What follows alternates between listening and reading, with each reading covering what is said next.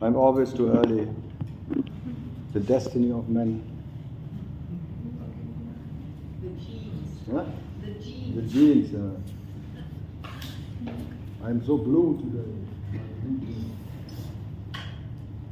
They all have Krishna genes.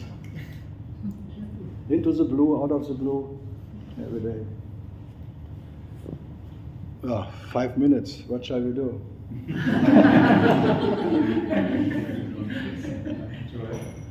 you wanted to say something? Sure. Hello everyone, welcome to in Cambodia. It's an honor to have Karl here with us and to have all of you as well. It's a great honor to have so many beautiful souls from all around the world to gather with us. We've been doing this for 12 years. We were out in the village. We just moved here about a year ago, and yeah, basic things. We're gonna, like today, we'll just open the door about 20 minutes before the morning and evening. We'll have the hall set this way every time, so feel free to come in and take your space. We have a retreat going on now simultaneously, so we're kind of juggling multiple worlds, but it's gonna be smooth and it's beautiful and wonderful to have you. Thursday is a silent day on the campus. So Thursday it's a total silence. In here, feel free to talk as well, but just in the coming and going on Thursdays, which is now it's a Monday. So then Thursdays in a few days. Also, we have a digital detox for all the guests, which means we take everyone's phones and computers and lock them away. So just to be mindful within the public spaces to have the phones away. Saturday, which will be the final day of talks, we're going to prepare lunch for everyone after the morning talk. Morning talk, instead of 10 to 12, will be 11 to 1. And then all the guests will go by then, so feel free to, at 1 we'll serve a lunch, we'll have a beautiful meal together. Feel free to stay on the campus and to enjoy, to be in the gardens and the gazebo, everything. And then Sunday, I'm going to make an announcement either tomorrow or Wednesday. For Sunday, we're planning a pilgrimage to the sacred mountain here called Kulen Mountain, which is where the Khmer civilization that started before the temples. They were there in the 600s, 700s, a lot of hermits and yogis on the mountain. They've got some beautiful lingams carved into the river and a statue and a waterfall to go swimming. So we'll plan like a picnic there. We're going to organize a picnic with Indian food, and if Karl's willing, and test some talks and words with Karl. So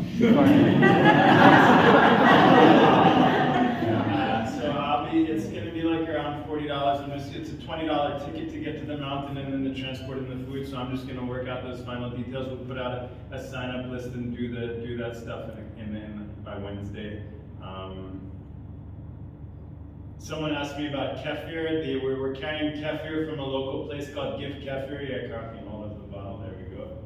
So we have that. If you guys want to purchase that, I can bring some over. We've got now 2 flavors, which is the pink dragon fruit and the carrot ginger, and those change every couple of days. It's $4 for the bottle, but you got to give us the bottle back. So if anyone wants kefir, maybe at the start of the talks or something, I'll have that. I guess if someone wants one now, raise your hand and I can bring them. Otherwise, we'll just deal with that tomorrow. Yeah, any questions, you can come and talk with me. I'll be here the whole time. Yeah, again, great pleasure. Thank you. Some people, they are not here now this morning, and they wouldn't mind to sit on some chairs. We need extra chairs? Maybe some chairs for... Okay, so I'll arrange for tomorrow to have a couple extra chairs. Okay, super. Thank you. So now we knew what we had to do in 5 minutes.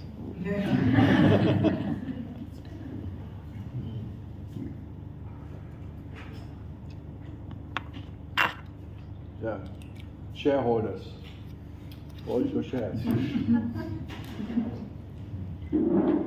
Anasura is always practical.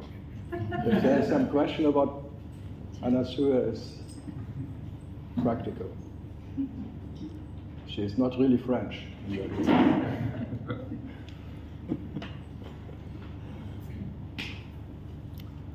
So, then we can starting. Any questions from this morning? Can anyone remember what I said? I should be a really teacher and ask them, what did you understand this morning? And repeat it now.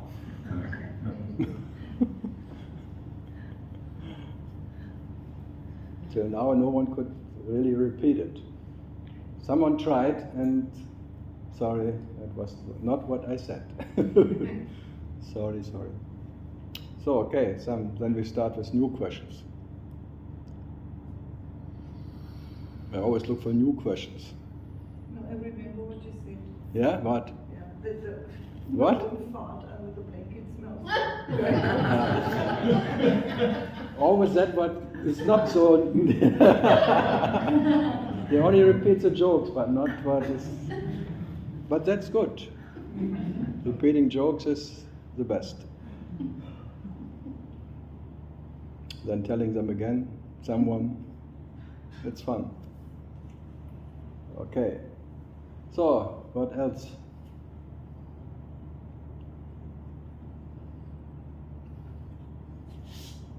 Come in. We are too early, sorry.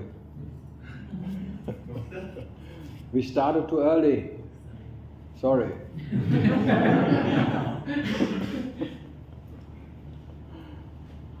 I'm always eager to be here, and I think I come early and can go early, but never happens. As early I come, as later I stop. Fuck. So, yeah, some question. Poland. So, if I am in trapped ego, If you have what? if sometimes it's Maybe you need more microphone. I have this. In the moment I feel that I'm in a trap of ego, so I realize, oh, I am that trap. So is it personal? It's what? Is it not personal? Objective? Objective. Objective experience. For example, if I know I'm in the trap of ego. You're in an ego trap. My ego is always grab me and Your ego traps you. yeah. Wow. You have a strong ego. Wow. It sounds like rape. Yeah. Wow. My ego grabs me and then I don't know what happens. And in one moment I realized, oh, I am that trap, so I make it, yeah? You're the trapper. Yeah. Wow. So what? So, is it I forgot the word. What is it? Self-made trap? Subjective? Personal. Personal. It's all personal. It's all personal. It's all personal. Don't worry. It's all personal. The story continues. Once upon a time, I was grabbed by my ego, and I felt raped, and I remember it as it would be now. But once upon a time, there was my ego. So it's all fairy tale. Whatever one tells and whatever repeating and remembering, it's a fairy tale of who? An infinite fairy tale of existence. Huh? It's never fair to you. You always feel raped and imprisoned by, and you don't even know by what. Wow. So what to do with it? Once upon a time, and there was one who got out of it. Once upon a time. Now he's sitting somewhere and telling everyone, I went out of it. Wow, I made it. I woke up from my trap. It jumps from man. No, he went from inside to outside. And he's very proud to be outside and to tell every insider, you should be outside. So who's more trapped? The inside or the outsider? The prison guard or the prison or the inmate or the outmate? And who tells who what is better? Who makes it, who compares? Before I was unenlightened, then I'm enlightened, I was an insider, now I'm outside, I made it, I'm beyond, I'm whatever. So many definitions of escape points. Sounds always good. And then you have to become a teacher and telling everyone how I did it. And they have to repeat it permanently, otherwise they forget it. They have to tell everyone. There was this 9th of September 1989, and there was this moment of total despair, and I exploded into the eternity. There was an explosion and implosion, and then I was gone. Wow. Whoa.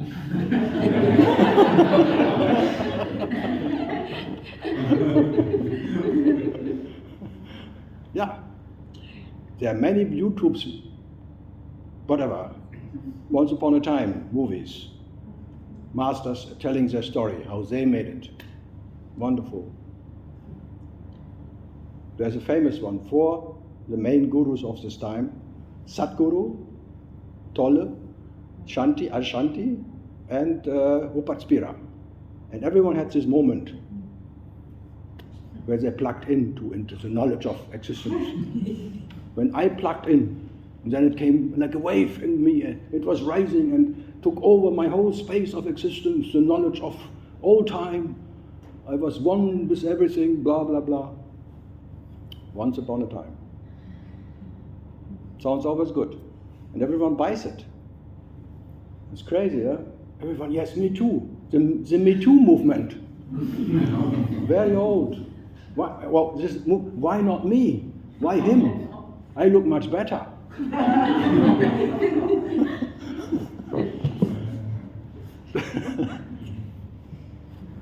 Yeah. So, in that sense, just say it's all once upon a time. It's all fairy tales, all the masters, all the disciples, all the stories. They're just popping up and then they're gone. No one wants to know, actually. Just, it's nice sitting around the fire of awareness and talking about what no one needs. Crazy, huh? Feeling trapped. And then I became one with the trapper. Trap, trap, trap, trap. Mouse trap.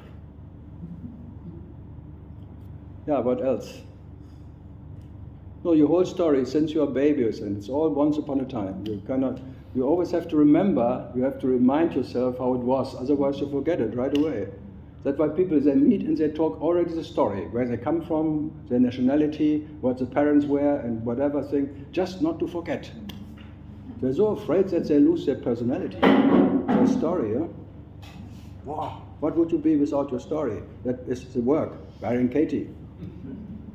I can do that too. I miss my cockroach too. Me, one with my cockroach. I like that stories. Cocaine lady, full of drugs, full of pills, a cockroach coming over the blanket. And then eye to eye with a cockroach. Then she woke up. People tell me that story. No, what I'm pointing to is just like, it's all once upon a time. The master stories, the disciple stories, your story is just part of the whole story of existence. Always existence telling itself stories after stories after stories. It's like a self-storage. Big storage of stories. And then they compare, how did you do it? Like, 2 awakened one meeting. That's already quite a story. It was the shortest joke of all time, 2 enlightened one meeting. Happens. Shit happens. Okay, more questions. Swiss Italian question. I would have one. Yeah, I'm happy to get one. Huh? No, according to what you say, does meditation have any purpose? Yes, absolutely. But not 1 hour a day. It has to be 24/7. Meditation is the absence of a meditator meditating about something. That it should be 24/7 and not 1 hour a day going into meditation and then going to the absence and then, because meditation it's no effort. But if you have to make an effort or special circumstance of meditation, that's not meditation. It has to be 24/7, 365. To be what you are, uninterrupted, that being complete, quiet. That is meditation, but not sitting down and closing your eyes and Om Shampi Dampi Dampi Humpy Dumpy Dumpy Dum. Maybe an introduction, but it should be 24/7. It sounds very difficult. It's most easy just to be what you are. Laziest bastard you can be. Not doing anything. Laziness itself. It's not difficult. You make it difficult because you need to be a member of a cult, a difficult. It's complicated. The American difficult. It's an American cult, it's a complicated cult. If I watch the movies, they think it's complicated, and everyone understands. It's complicated. Okay. No, being what you are is more than easy. Come on. You are 95% of the day. You are that, without any interruption, and that's 5% of me. So I like meditation, but it's not an effort. It's not something one can do. It's not a doing. There's no meditator involved or anything. It's just it's not even your natural state, because that doesn't need any natural state. It's just what you are.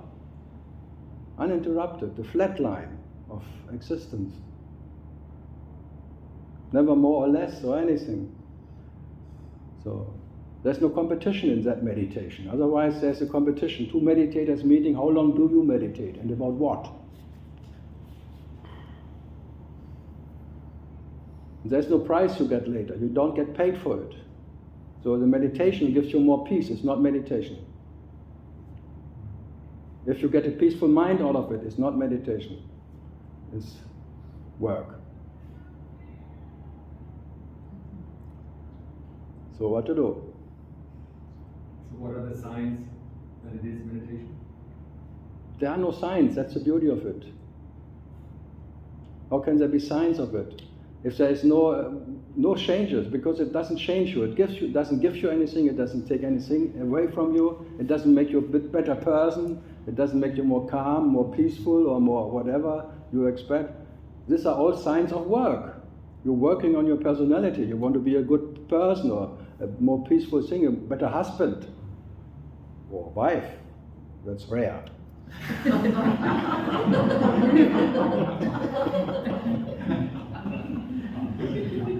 Yeah, did you ever meet a woman who wants to be a better wife? But the men always get told, you have to be a better husband. You have to be more like me. That's true.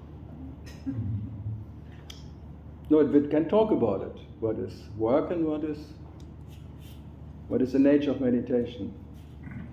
Meditation is waking up as what you are and being what you are uninterrupted, with which you were before.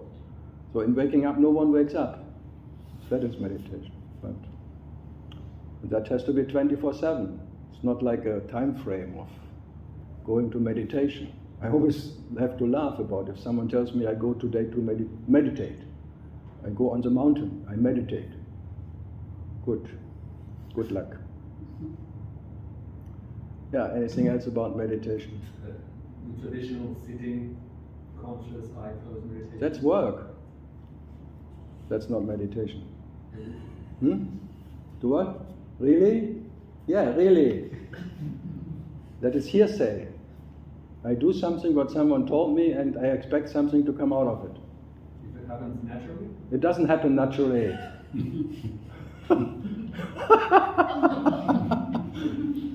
You know, retarded with egos and me, always it's only doing something, expecting something. So if there's a meditator doing something, it's not naturally, it seems like. It's hard work. And you want to be paid for it, paid off. Later, it has to pay out what you do. That is not meditation, come on. So So the meditation, if you give it a sign, it would more be like, may it be as it is, not even pronouncing it. May it be as it is anyway. Absolutely uninterrupted. So there is not even acceptance needed. Not what you come up with, devotion, acceptance, all of that, what you may expect, because you expect by devoting something, getting something out. Be honest. Just be honest. True. Yeah, true. And by you meditating something, you want to get something out. You maybe look better.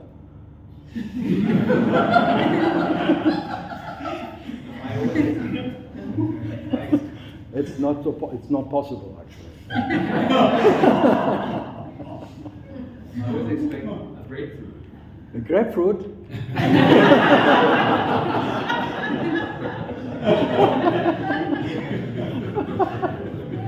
Yeah, grapefruit sounds good. Banana is good too, for the monkey mind. Like the banana. The monkey mind always looks for the banana. Where is my banana? Because bananas are very appealing for the monkey mind. The enlightenment banana was an awakening banana. Banana Rama. That's group. So what is naturally? Yeah, there is some frustration from 20 years on the spiritual path. I hope so. You should be frustrated like hell. There's more frustration as not closer you are. That's why I'm here. Not closer you are. Listen. People, like then reading this Ayola stuff, the dark night of the soul, frustration, despair thing, and then if I go through that, then I make it. The same trap. You only want to be frustrated, and then you ask yourself, am I frustrated enough today? Is my despair deep enough? Then it's a competition. You're meeting, I'm bad, I'm worse.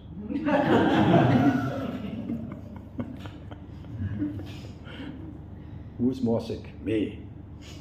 If that is the goal. So, what else? So if you say naturally you are. And to be, you don't need to make an effort to be or not. Do you have to make an effort to exist? So, and that is meditation, just that what you are. Uninterrupted. That cannot get more by anything. There is a fulfillment just by being that. There's satisfaction just by being that. And nothing gives you that satisfaction as being that what you are.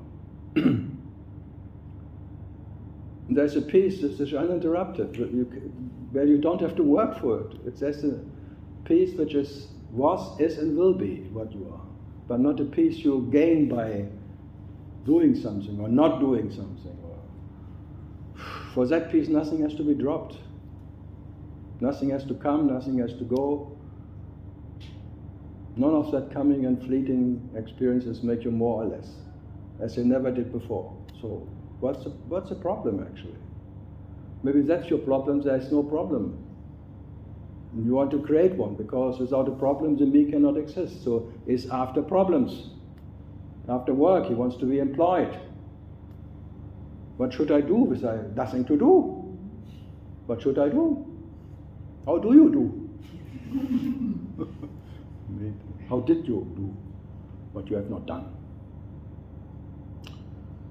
I understand this very frustrating. So what else? I feel this misery, this suffering.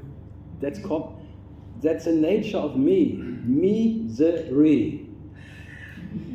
And there would be no me without a misery. The me needs a misery, because without disturbance, without something wrong, it cannot exist. So he creates problems which were never there, just for survival. How can you blame it? A phantom needs a phantom problem, that a phantom can remain a phantom. It's fun. Just have fun with the phantom. The phantom works, is doing as if it works for problems to solve which were not there without the phantom.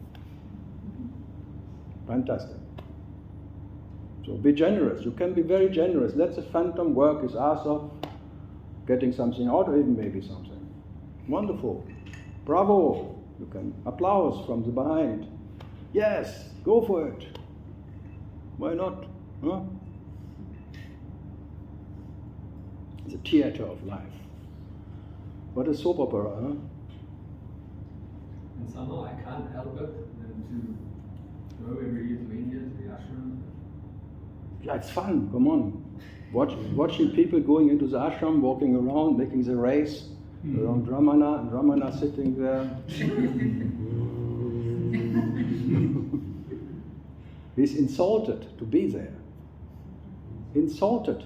He's mummified. They put him into salt, the whole body, still sitting there. Rarely people know that. You're walking around an insulted Ramana.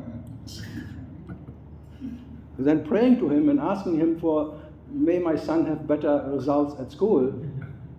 That's part of insulting him. It's crazy, yeah? But if you ask why people are there, they have these questions.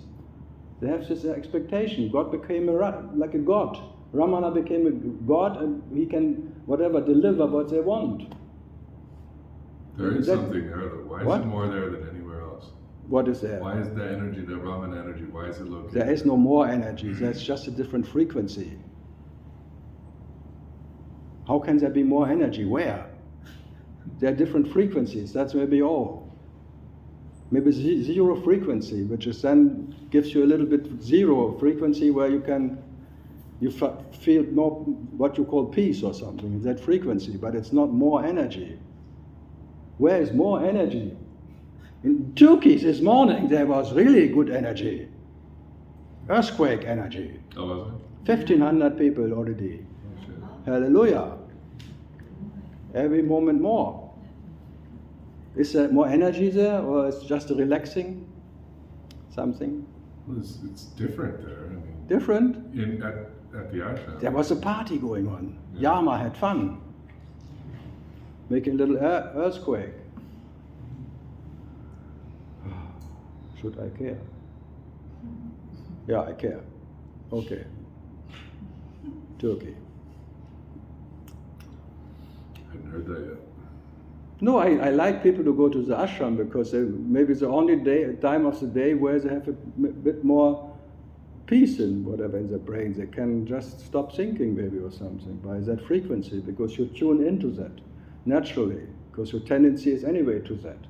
And if it's presented there, you become in tune, and then you,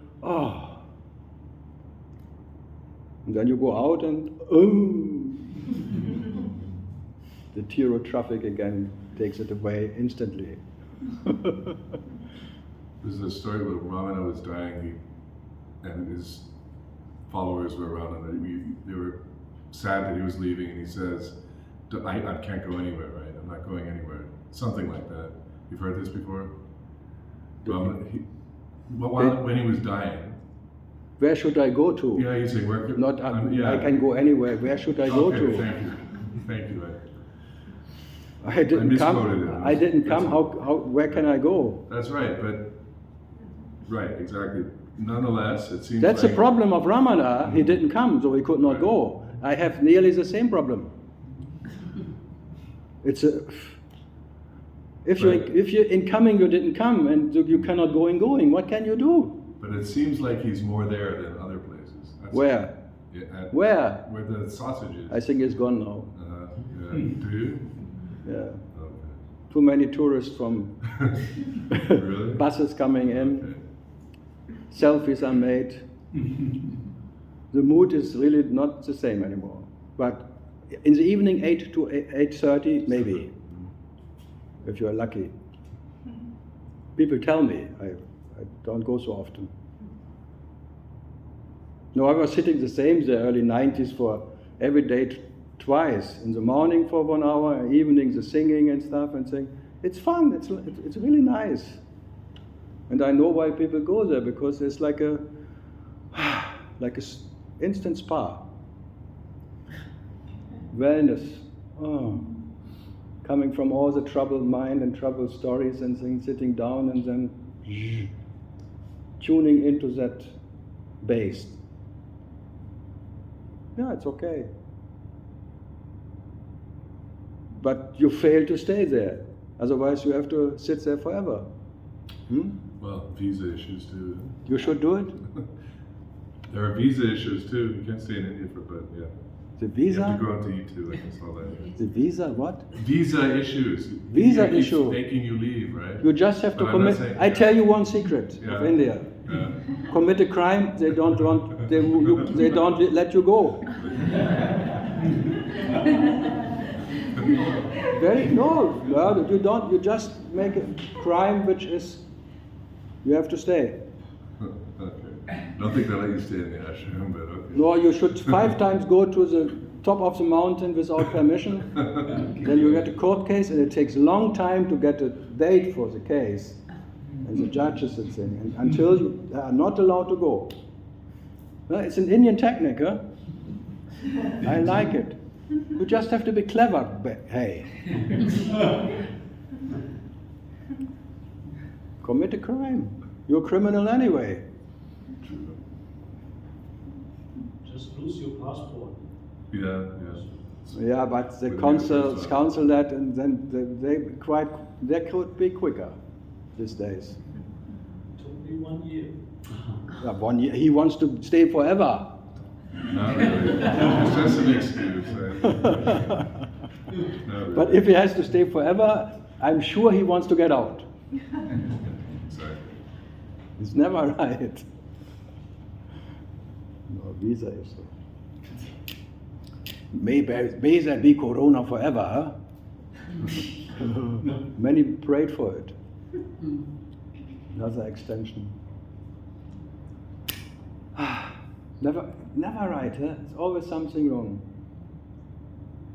If it only would be there. You always imagine how it should be that you could be satisfied.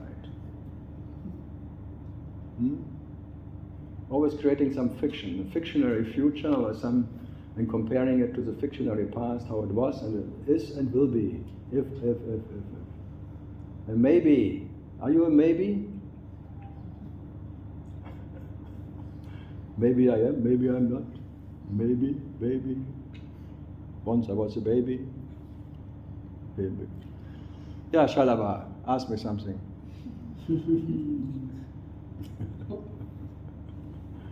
Quiet.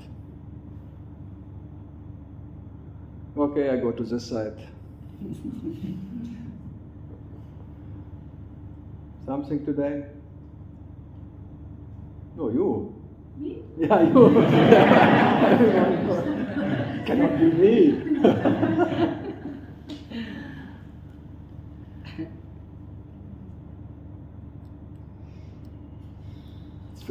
It's amazing how one has to fish a long time that something to catch, a question or something. Yeah. Imagine I would sit here and I had to go fishing before I answer something.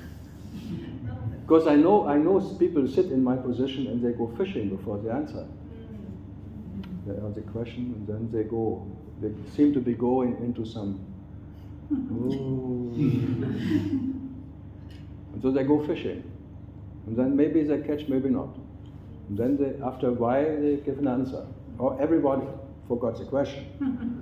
Then they come. But I have No, be happy. No fish. No fish to catch. No fish. right now. Not right. Right now. Any other fisherman? Fisherman's friend.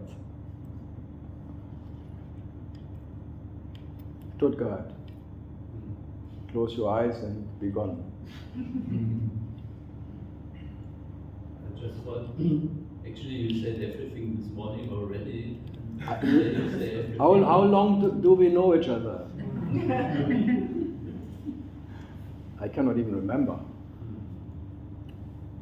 So you know me, for the first 10 minutes I say everything, I try to make everything, then people should go, but never works.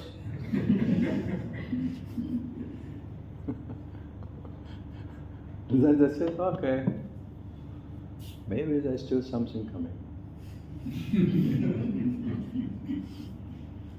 There must be a secret.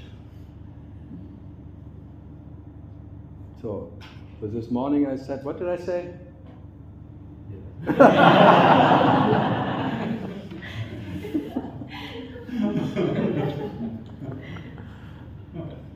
I imagine I would repeat myself from this morning or the time before, it would, like a repetition or something. I would not do it. I could not do it anymore. I would be so bored to death.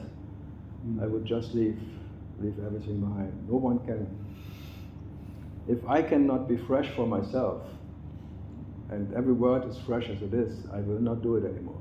And to be fresh, I have to, this carelessness of talking, the jokes can be very, very low. But it has to be, otherwise I cannot be fresh. Fuck. Otherwise I become Paul Lowe. Paul Lowe, you know this guy with the long neck? Tirsa, I call it. Yeah. Paul Lowe in Australia. The spitting Is he still guru. alive? Huh? Is he still I alive? have fucking no idea. He's You probably- should know, you're in Australia, not me. I think he's probably dead now. Yeah, because he was spitting all the time. No, he was living on air. No, he was spitting. He was going to restaurant, eating, and then that's what. Disgusting. I was in Byron Bay, three tables next, watching him. Wow. All this waste of food. Breatharian. Well, no, he's not a Britarian. He was just tasting the food and showing, but not swallowing it because his neck is too long.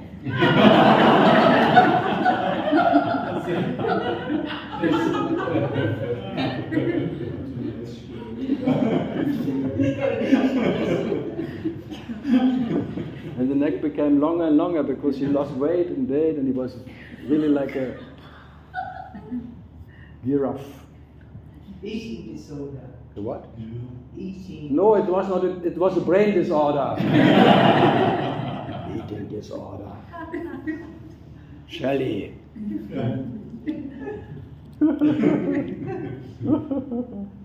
Eating disorder. Anyway, he's probably dead. You have wishful thinking, or what? Yeah, he was already dead. Okay. Frustrated. I like frustrated people. They work hard.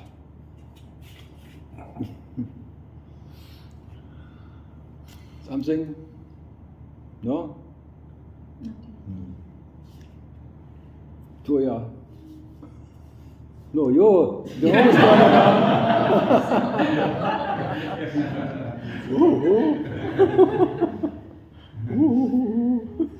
Anasoya, my last hope. Oh. Anything?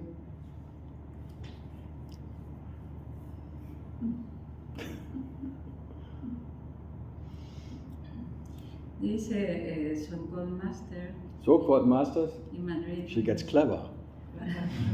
In Madrid? In Spain, in Córdoba.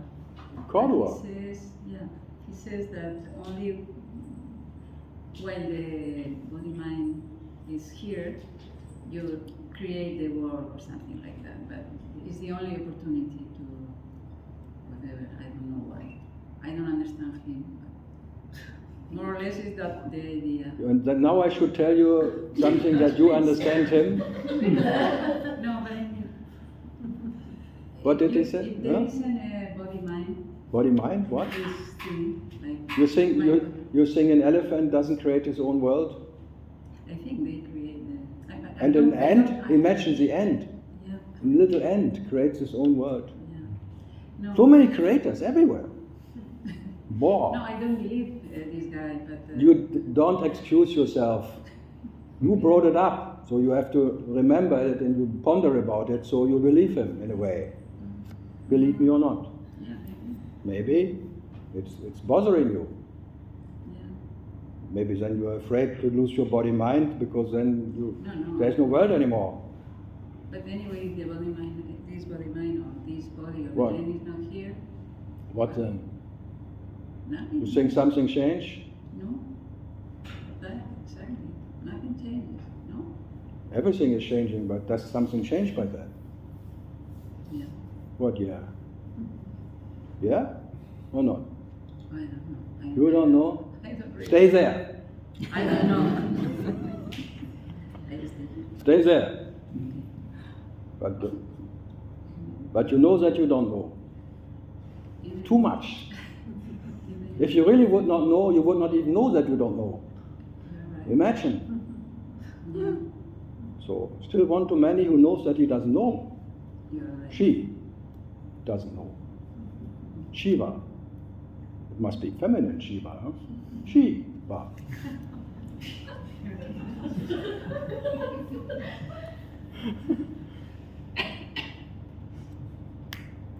So what is your issue? This is, well, this mind is... What? This mind, this brain is... Your brain? working. You think your brain ever worked? I don't know, mine for sure not. The brain is gone, physically or energetically. Physically? Whatever.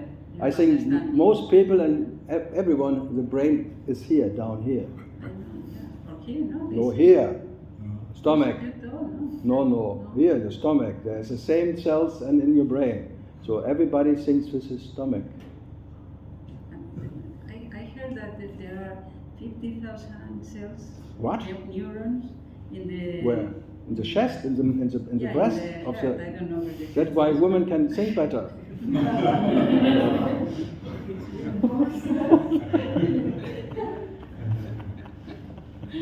They have more capacity. So what is there? The brain goes and nothing. The brain goes where? To Where's the brain ashes, now? My mother's, for instance. Your mother? Yeah. We burned her. And You burnt her. It was all. Not me. We paid for it.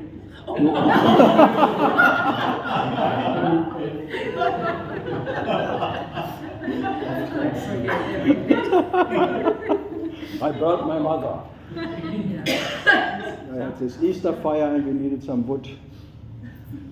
I think I killed her because that day I told her something very intense and she had this heart attack or something. So maybe. Yeah, you made it. Yeah, I made it. No, that's true. Bravo. No, I think every daughter wants to kill the mother. It's naturally. No, it was And you succeeded. Wow. Look at her. If you have a mother and you want your mother to die, she can do it. You can employ her. No, I pay for the cremation. Do what? She asked me if I'm If you're free next week. How much do you charge? It's your new shot. It's your new job now. They will all come. And Because journalist, I am not anymore. you can be advisor. How to do it? Yeah. What do I have to say to my mother? Especially if you know that someone has What? problems with the Even heart. without heart problems, you can kill them. Eye drops. You told us. Yeah, What? eye drops. I forgot to write it down. What? The receipt. Just in case. No one believed me. Yeah, no, Everyone Googled. And then they all came, yes, Karl, you're right. 2 bottles of eye drops in the drink, Only 2? you're gone. 2 bottles. Bottles. Not 2 drops. What kind of backdrop?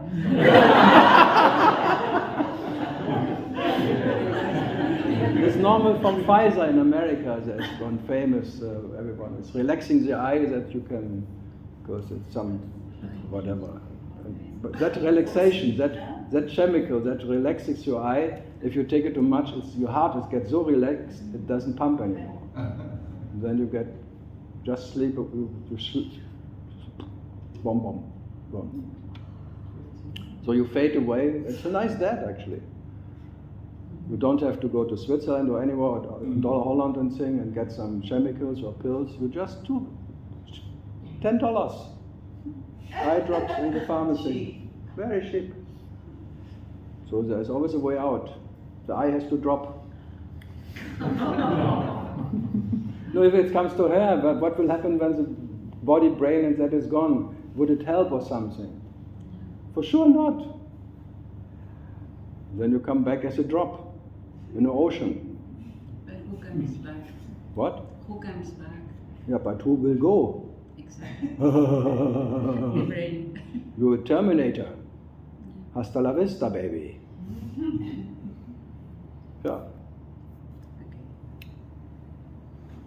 I'm just a drop in the ocean. I want to be the ocean.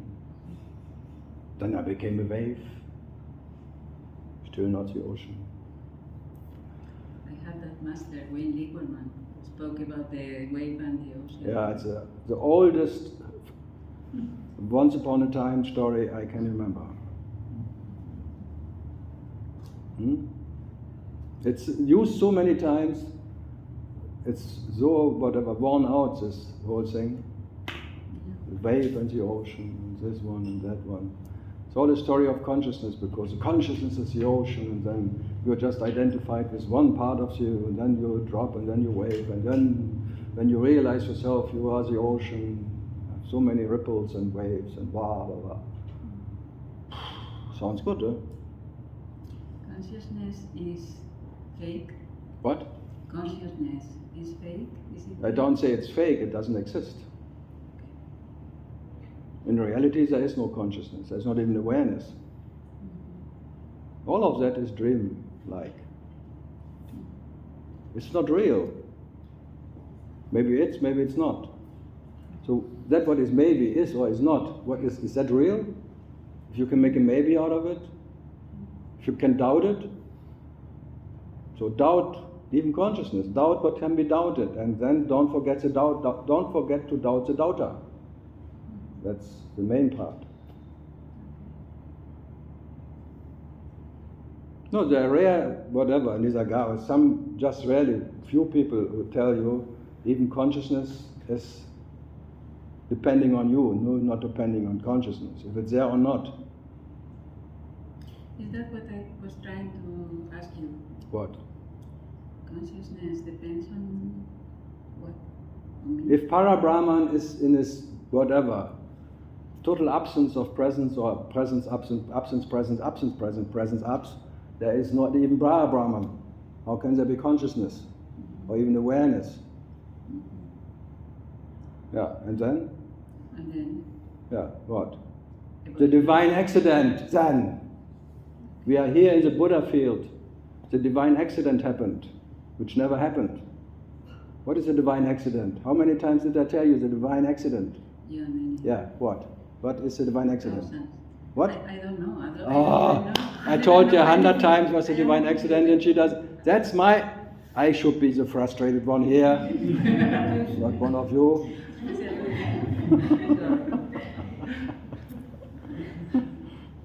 It's the most famous point of Buddha, the divine accident, that even that what is Buddha, Para-Brahman, could not help to wake up. He cannot not wake up. So as he woke up, it's a divine accident. It's not by intention. So there is no guilt in it, no sin. And I'm telling now the Para-Brahman, you have no guilt of it. You could not help it. You had to wake up. You had to become aware. It's not because of intention. There is no one who has an intention to wake up. That's called an accident. By accident, shit happens, but not by intention. So where's the guilt in it? That's the whole point. No guilt, no sin.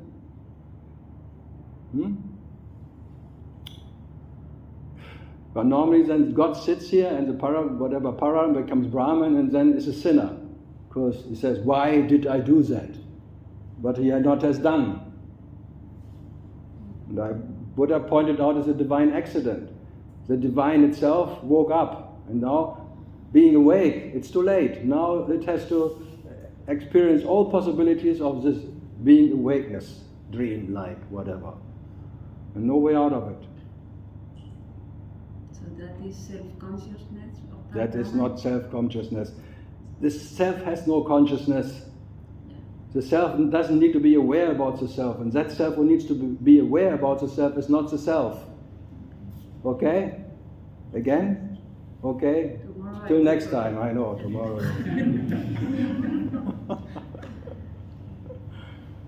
I don't blame you, because how can you remember what?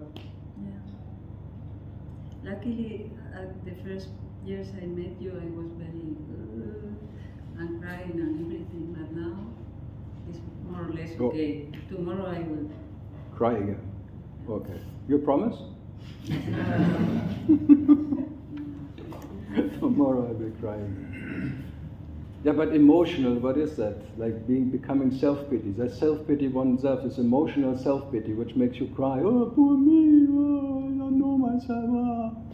You should cry out of joy. Yeah, I cannot know myself. And as I cannot know myself, no one else can know myself. Wow, fantastic. So just a shift of perception, maybe whatever. Thanks God I cannot know what I am. If I know that I know myself what I am in a trouble. Knowing myself is a bullshit. That puts me into the trouble of knowing myself. But absolutely not knowing what I am and what I'm not. Wow, what a... And that's a natural state? That's not natural. Fuck your bloody natural thing. I can't get into the natural state. You're really persistent. Yeah. My natural place. I want my natural place. My natural state. Fuck your bloody natural state and be what you are. What you are doesn't need any natural state. It doesn't know any natural state, and that's what knows a natural state. It's unnatural. Fuck it. Clear? Yes, sir. Don't forget to sir. Yes, master. Imagine I would start like that. It would be fun, no? Yes. At your command. Be what you are. Yes, sir.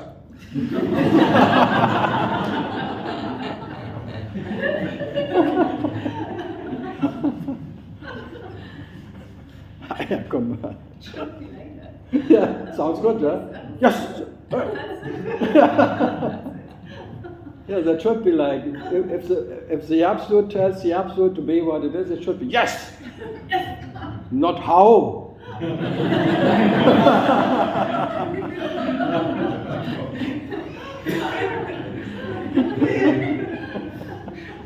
Just yes. Okay.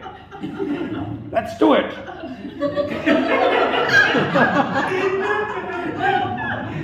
Kill the bastard.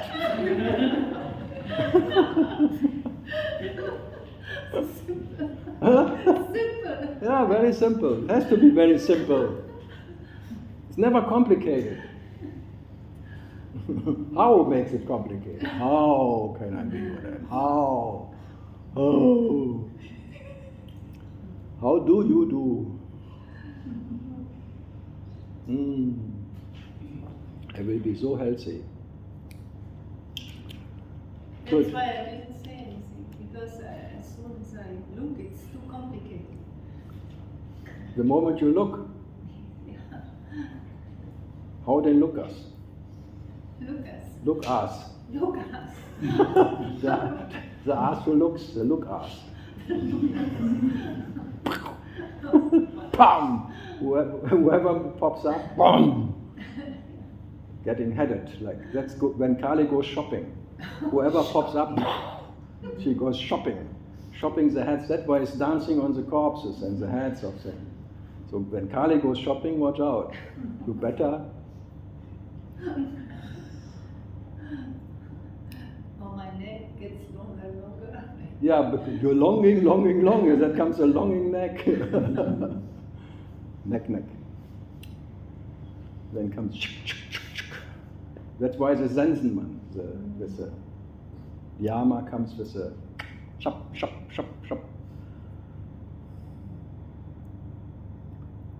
Okay. Commanding. I'm commanding you. Would be easier if one had that power. Wow. Sadhguru, he claims to have that power. Sadhguru. He now says Buddha had only maybe in his life 10,000 people he talked to and sang and wakened up and sang. But now I have internet, I have videos and YouTube. I will make the world waking up, and this one is bah. I will be surprised. Very full. Eckhart, the New Earth, Sadhguru on his side. Bah. They need always. Would you still be? Would you like it if everyone is awake? Imagine. It's a horror show. No one is special anymore. Then there's someone awakened and sitting somewhere and everyone is awake. Here again. What to do with that show? I like differences. It's like the angels sitting on the clouds singing eternally. Yeah, bhajans. Listening to Upahara forever. Oh my God. I like him, don't get me wrong.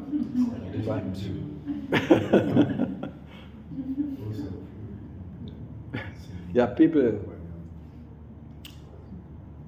No, he became famous in Chile. It's not for 1.5 years. He sits. Now there's one from Barcelona, a guy, sitting everywhere and walking with his shoes through the ashram. I can do that. Oh. Being really superior. Wow.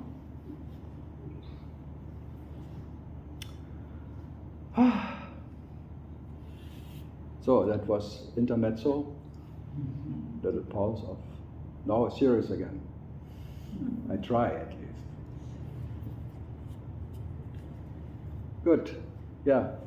What to do with the little guy that claims ownership of understanding KARL RENZ? I never met one. This morning, I said, oh, I completely understand you. And there was immediately a sense of ownership.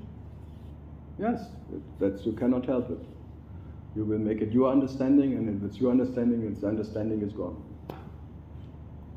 Okay, so even that is bullshit. Yeah, because what you can understand cannot be it. What you are doesn't need to understand, it is understanding by nature, and what you can understand is a glimpse maybe, but the glimpse will be gone. So, thereby have good luck with your understanding. And any understanding you can remember, or you have to remember, is not the understanding. So if you already started this morning, it's already, once upon a time there was an understanding. No, as I say, I point to that what is uninterrupted, and not this morning, special. So whatever is special cannot be it. Especially what one can own cannot be it. But no one can be after that because it's nothing special. You cannot show off with it. You cannot say, I am that, and the other one, I am me too, so what? So there's no such thing as deeper understanding? There's all this that can be there, but where does it end? Go deeper and deeper and deeper and deeper.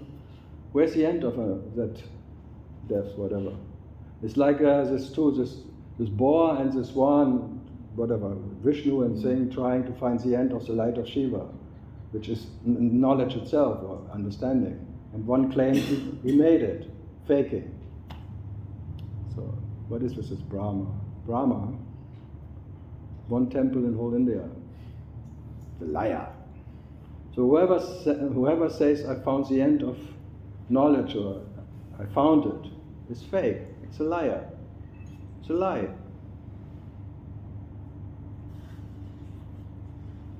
And whoever says I found a Buddha or I met the Buddha, it's another liar, because Buddha never shows up. So whatever you can experience is good or bad, whatever, but it's not that. So the search for understanding can't help. No, you only want to understand because you want to control. Out of little fear inside.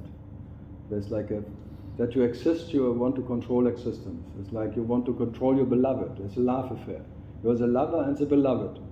And you think out of love, I want to know my beloved. No, you want to own your beloved. It's a tendency of ownership. You want to own and controlling your beloved, your existence, my existence, permanently. All your techniques are leading to you want to control yourself, self-control. Out of love, I cannot blame you. This love, the tendency of love is behind everything. And out of love, you want to control yourself. You want to know your beloved. And I tell you, be happy that you will never know your beloved. And the beloved you know cannot satisfy you. You know that. So there is no satisfaction of deep understanding or anything, because you know by heart already it's fleeting. It's temporary. Okay, enjoy it as long as it lasts, but it cannot satisfy you. It will not bring the satisfaction what you're after, because you look for satisfaction which is not interrupted by anything.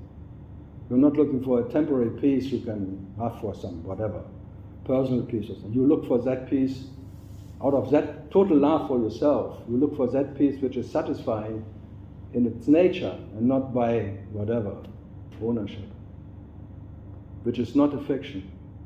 And you know by heart already, whatever you can own, whatever, already the owner is fiction. The owning is fiction. What can be owned is fiction. And the fiction cannot bring you the fact, the satisfaction, what you are. But you always look in that fiction. This promising fiction, this promising life, this promising whatever. It's so promising, but it's pro-missing. You miss yourself permanently. It's a pro-missing. Not profounding. It's not profound enough. Or it's not sound enough. It's never stable enough. Because it's always, the moment you want to, it's gone. Always just grabs into the emptiness of present. So abide into that. What is Ramana meant by you have to abide in yourself? What would you think?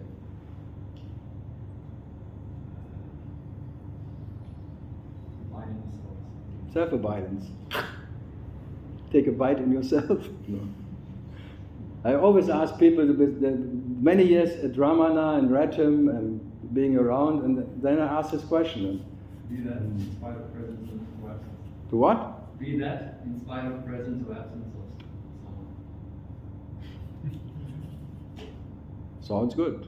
Maybe you can make it easier, say abide as that, but never has to abide in anything, to be what it is. Not even being inspired, because even that is maybe too much.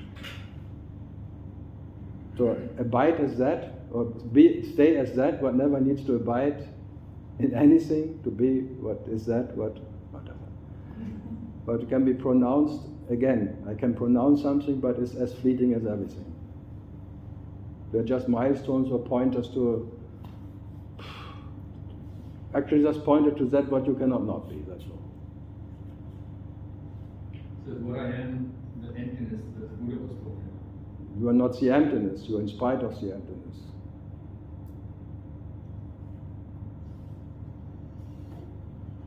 Maybe the translation was the translator was not correct. Who knows? Don't trust any translation.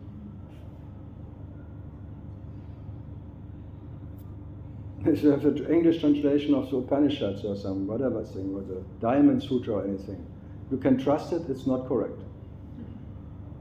You can trust in it. That's why many said you have to be with a living, blah, blah, blah.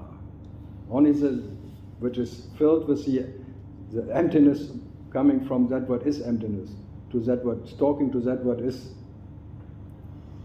But it's not a transmission. Whatever. Books are dead, you know that. And you can only read what you already understood. So you can only get out what you already know. And the rest you don't see. You just blind it out. You just that you don't want to read. Even if it's totally correct what is written, you cannot read it because it would kill you. If it would be really what you understand, it would kill you instantly. So you want to survive. You want to make it your understanding or something. So you only read what is leaves you, what you are. I feel a deep fear understanding it. Yeah, fear it. You have to fear it. Only you can kill yourself. No one else. Only you can kill the fake self by being that self what doesn't need any self to be. Because that what is self doesn't have any idea of self or no self. It has no selfie. And awareness is the first selfie, the first mirror, the first selfie, a reflection of yourself, but not what you are. So what can you do? Then you fear, how can I be without awareness? How can I be without consciousness? How? So, you are, every night. But are you in deep, deep sleep? Is there any awareness or consciousness or anything, any experience at all? So that's guaranteed, I am. There is no guarantee needed for what you are. That what needs a guarantee is never good enough. I can just point out you cannot leave what you are. You are, in coming you didn't come, and in going you will not go. So, but maybe that's you fear most, because you're already hoping that in dying it will be over. And I tell you, it will not be over, baby. There was no beginning, there will be no end for what you are. In the beginning there is no beginning, and in the end there is no end. So, maybe this last hope. Now you count still, maybe then it's over. Until then, maybe I have to survive a bit, I have to make my life a bit bearable, and then it will be over anyway. Sorry. I'm not sorry, but... Eternal life is, you are more afraid of being eternal than anything else. Eternity is scary. Of course, for the temporary me. How can I? So what? The me can only exist in the beginning and an end. It needs a story of a beginning and an end. Without a beginning and without end, there is no me. So the survival system needs all that, and every story has a beginning and end, and then the story of me can be there. Without that story, where are you? So, what to do? Wait, it's just a temporary problem. The disease came, the disease will be gone.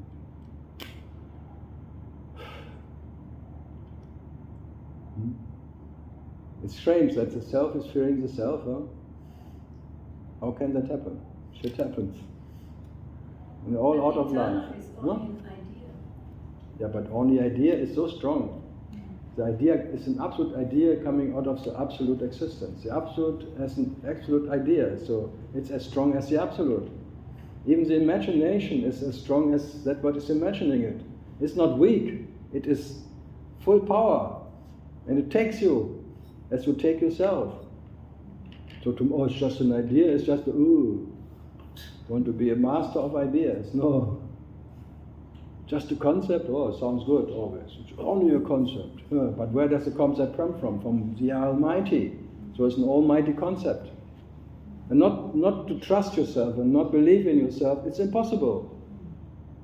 You cannot not believe in your own imagination. So you become an image, you cannot stop it. Out of an imagination, an image of yourself, and the image is not less absolute as where it comes from. So in that you're an absolute woman or an absolute man, when you are a woman or a man. When you are that, you cannot not be absolute. And whatever you experience is as absolute as you are. So what is a concept? Life living, absolute life, living an absolute life. Everywhere, wherever you look, it's all absolute life living itself. In an absolute life. Living, dying, absolute living. And in living, no one is alive, and in dying, no one dies. So what are you afraid of? Maybe you're afraid that there's nothing to be afraid of. Just imagine it. Yeah, it's so hard to give up this little ownership, huh? You're so used to mine, whatever. It's so gemein. That me, mine. So trapped by yourself into that imaginary ownership. Wow, this little one. It's a little shalaba. Trap. And I can sit here only by experience yourself as little, you don't become little. It's an absolute experience of being small. You're absolute small, absolute big, absolute this. You cannot be more or less as absolute. So what? Where's the problem? The only problem is when you want to be bigger, or you want to be enlightened, or you have these ideas and imagination, then it would be better in the future, say that. But even maybe that is okay. That keeps you running, meditating, sitting, playing your part. It's all a setup. And you set up yourself. Absolute setup. So you're a total criminal, hence a crime.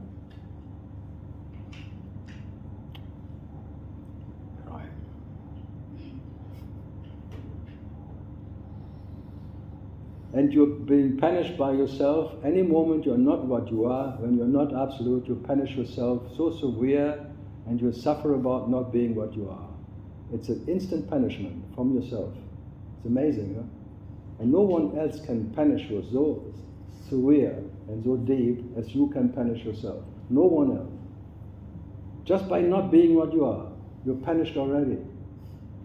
That's why it's called Upanishads.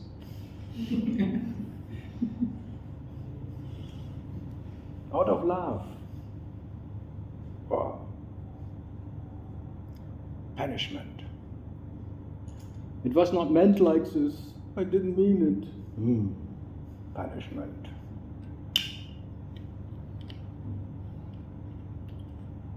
It sounds fun, but sometimes it's not.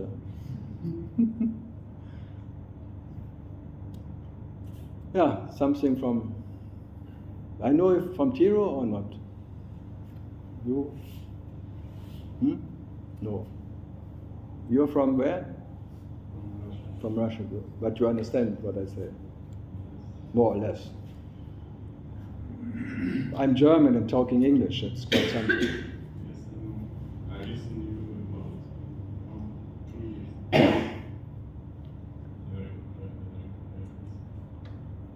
Cool. That's. I could not do that.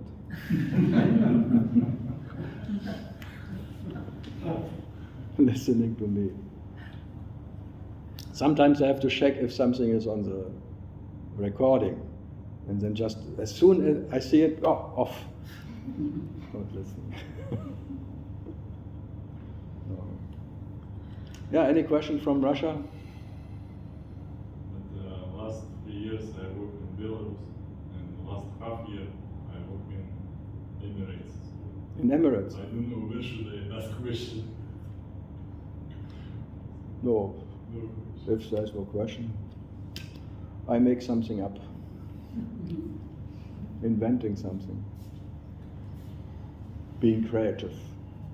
I ask my own question, my own answers. But Jim, huh? You told me you have so many questions and now you're sitting here and nothing. Did I say that? Every second email. Where are you? I need you. I have so many questions.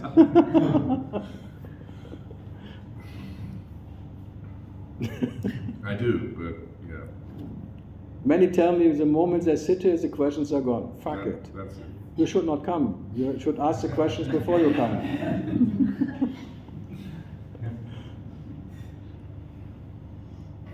Imagine I would say that. The moment I sit here, the answers are gone. That's why you're there and I'm here. Because I'm a jukebox. You put some coin in and then the record starts. Yeah, I feel like a jukebox, because if no one puts something in, like a question, I cannot, doesn't play. Right. I have a question. Ah, good.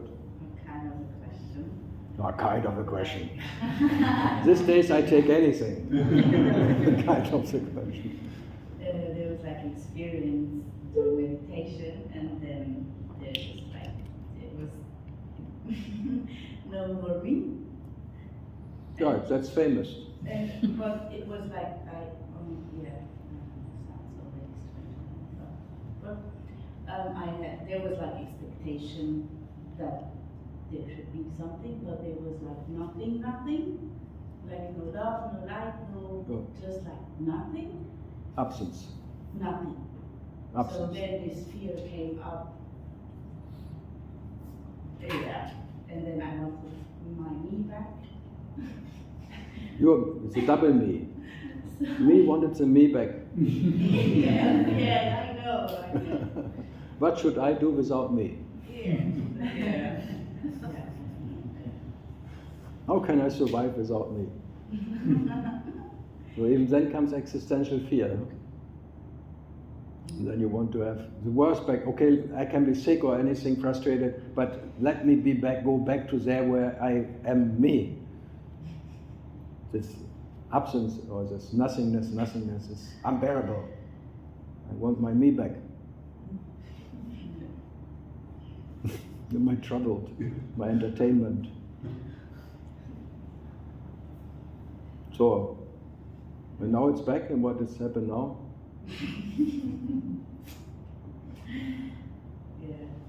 I have many people come and tell me they went so deep into meditation and they found there's no one. There's no one, there's no fucking no one. I really saw it, there's no one. I really saw it that there's no one. If they just would listen to what they say, they would start laughing. Me seeing no more. There's even in San Francisco a guy, the teacher, his name is Nomi. A Ramana disciple. He called himself Ramana, lineage. That's why I make fun about lineages. The Nomis, everywhere sitting Nomis. Wow. So what to do with the Nomis? And they're sitting somewhere, there is no one. There's no one here, there's no one there, there is no one. That's a big one. There's no one. No me, no you. We are all one. Aren't we all one? And no one. Now if you see it, it's all entertainment of consciousness everywhere. So many nomis. So many experiences in meditation, so many whatever.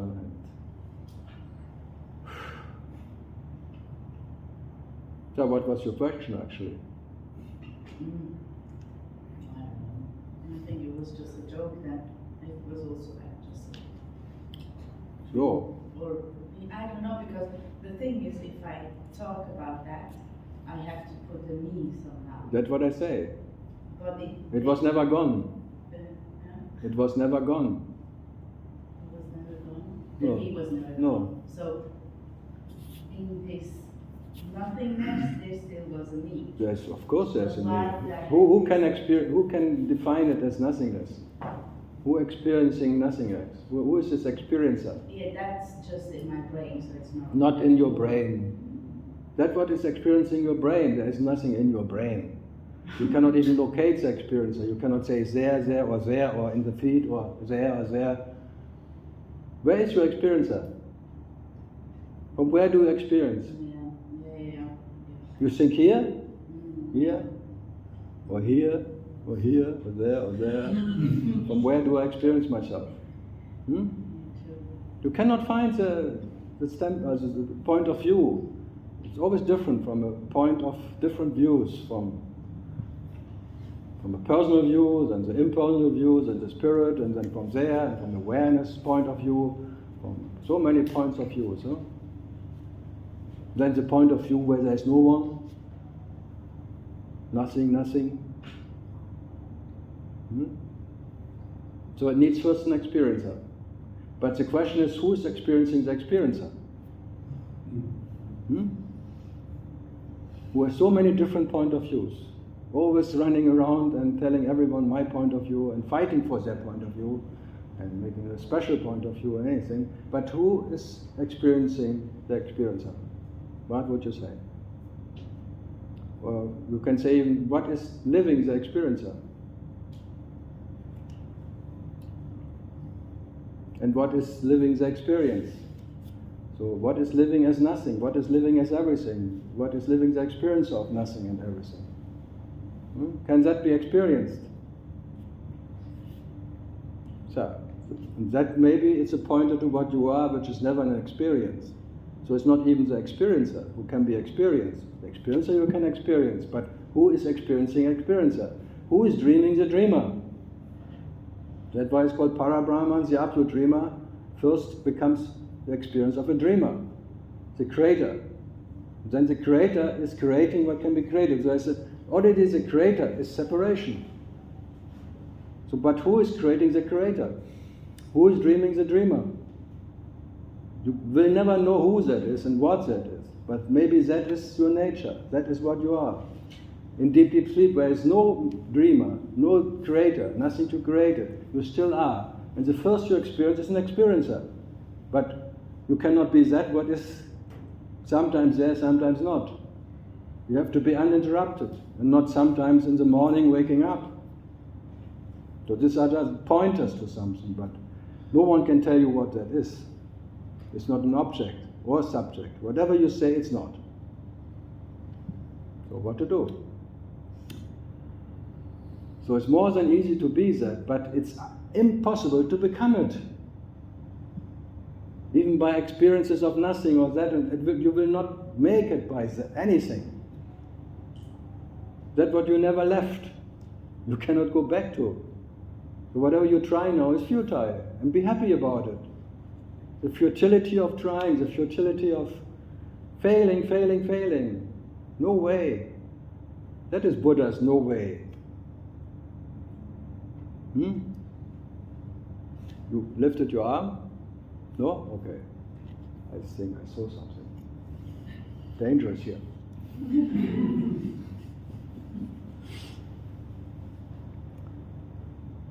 And for sure has no story. Once, about a time, I meditated and there was nothing. That would never talk like that. Just, maybe it doesn't talk at all. Imagine. Never said one word.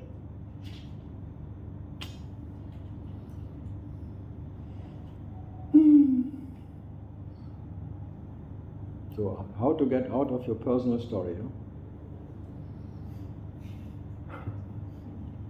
How to make the impossible possible? Any idea? How to wake up? This famous waking up. Boah. Wake up and meow.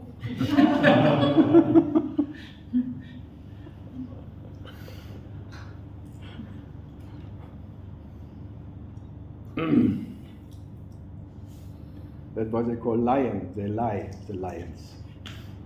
Whoever roars is a liar, a lion. Huh? That's why they all have to go to the Himalaya, where the liars are. The Himalaya. Yeah, ask me something, otherwise I entertain myself.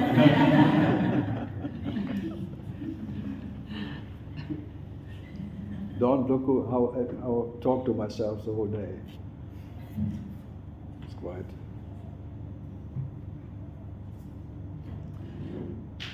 Yeah. Getting bigger.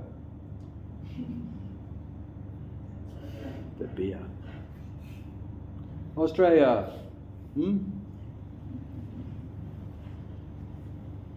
So anything from down under.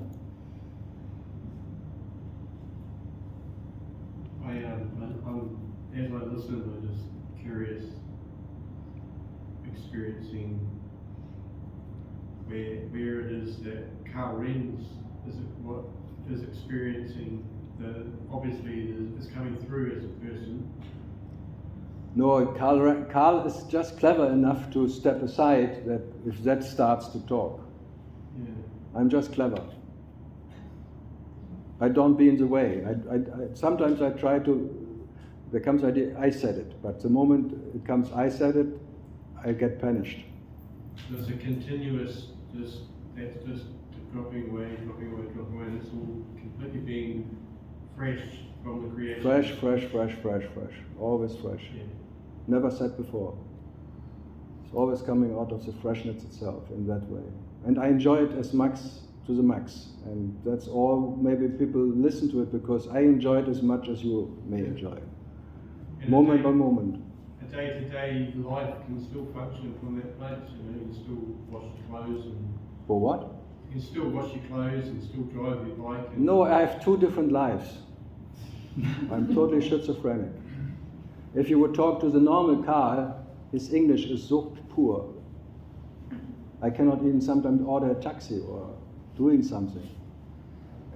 Talking on the phone to an electrician,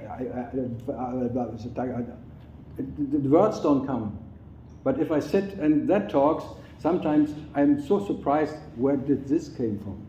I never learned, I never knew that word or something. So there's a total schizophrenic life. There's a small, absolute small life and the other one. And they don't interfere. So the little one is just clever enough to be quiet when that one, whatever. And enjoying it. So. But if the other one is quiet, then the little one struggles the same as everyone. Looking for something, maybe a place to live where it's more quiet or something which is impossible in India, or that one. So there's a sort of a relationship going on there. No, I have no relationship. It's not. I don't relate to anyone. I don't even relate to that one which is the source. Even that is too late. So I don't relate, neither to the big one or the small one. But this big one is more entertaining than the small one. But that what is entertained by it, I never know, but that is what I am. So I'm as much entertained by the small one as by the big one. There's an uninterrupted entertainment. And there's nothing to gain in the big one, and there's nothing to lose in the small one. That's the main thing. I don't get less with the small one, and I don't get bigger with the big one. Both are there, like little vehicle and the big vehicle, like in the Buddhism. There's the small one, the big one, but the big one doesn't make you big, and the small one doesn't make you small. You are just always the absolute and getting entertained by all possible ways. So it's a self-entertainment, which is uninterrupted. But there's no need of getting stuck in anything. That is called moksha, because you have nothing to gain or to lose in anything. Nothing makes you less absolute or more absolute. But what is there to worry about? And both have to exist. They're always switching, Yeah. permanently. Sometimes I even stepping back to awareness, or I go to the impersonal prior, or being there or there.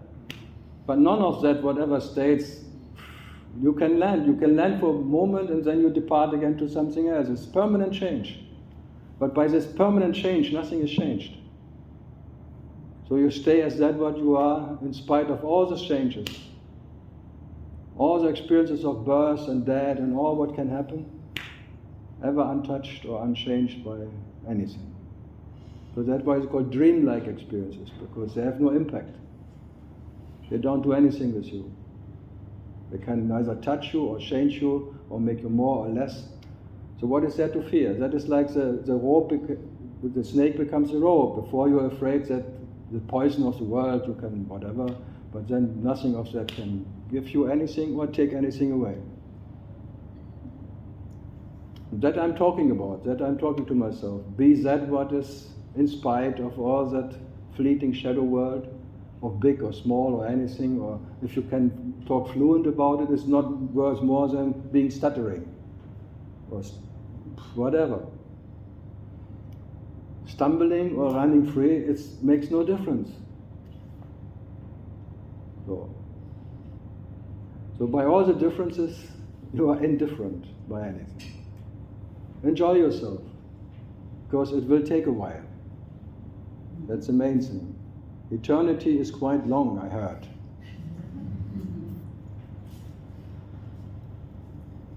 The direction within that it just has its path, it just becomes what it is in that creation. Never becomes anything. Well, it comes and goes continuously. No.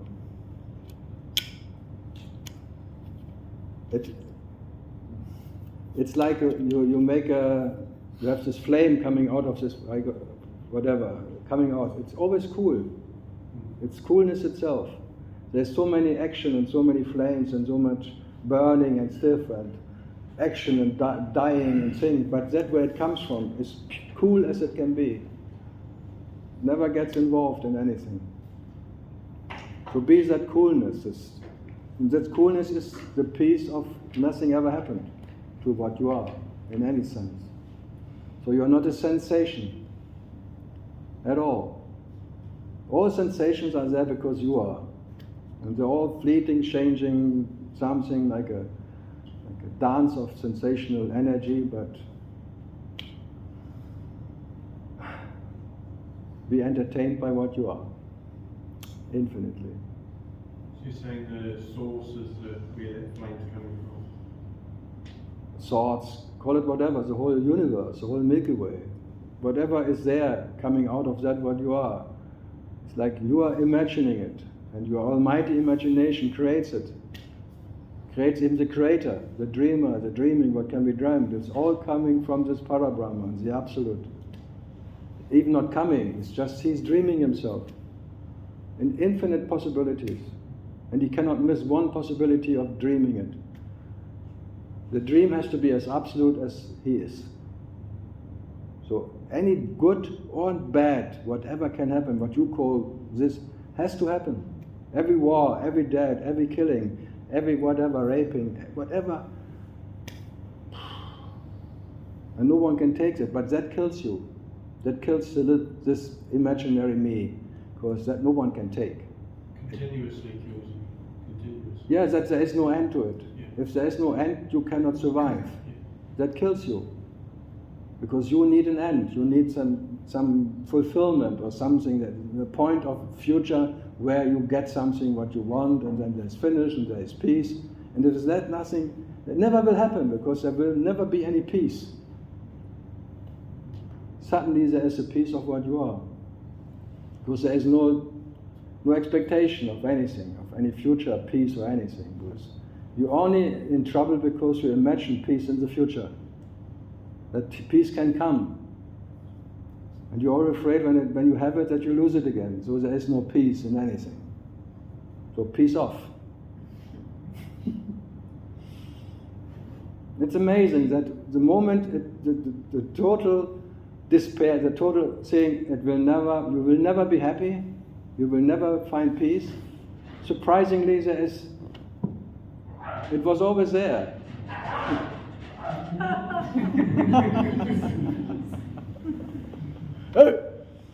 Confirmation.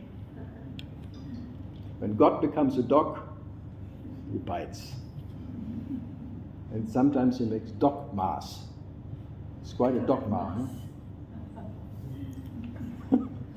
He becomes dogmatic. Wow. He becomes politicians. They want to rule the world. What a show, huh? Wow. Yeah, so that's why, what to do? If none of that can make you or unmake you, so what to do?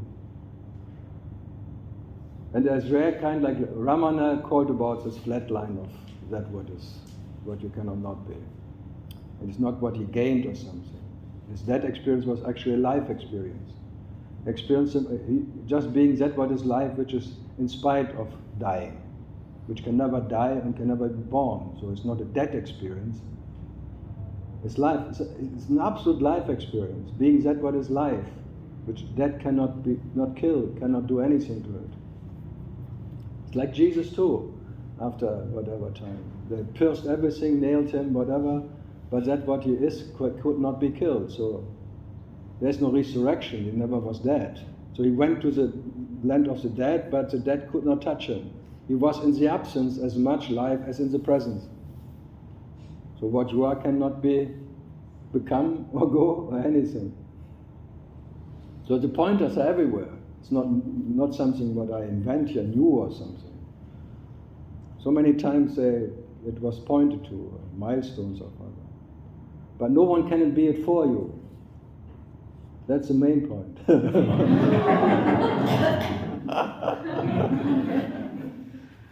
And then there was darkness. And I have the only light. The dark night of the... It's a rare power cut. Huh? Oh, it's nice. What's the time? But half an hour to go. Half an hour darkness.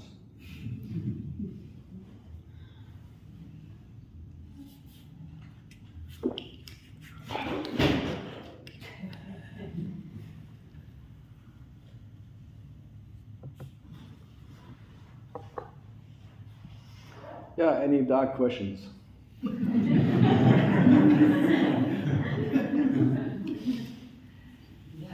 Meditation. No. I can talk in the dark, I tell you. This is OMD. Orchestral maneuvers in the dark. No one knows anything. Yeah. Now it's your time, because now I don't know who is asking.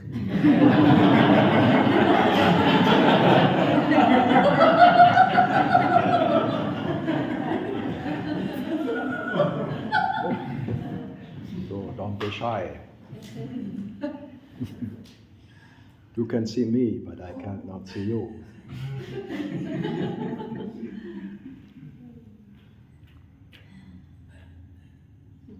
Cha. Jim, huh? Yeah. Yep. Yeah. And? No. No. No. No.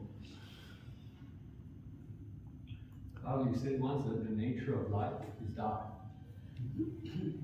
You can say the nature of light is darkness and the nature of darkness is light. Anyway, you can say anything. Like you said also about the fire. The what? About the fire, where it originates from, it's cool. No. Is that the same for the light? Then light that what is light doesn't know light. That what is darkness doesn't know darkness. That you can say. Because for that what is the nature of light, there is no such thing as light. And what is the nature of darkness, there is no such thing as darkness. So by not knowing what is and what you are not, you are that what is light, and you are that what is darkness. But the light doesn't make you more light, and the darkness doesn't make you more dark.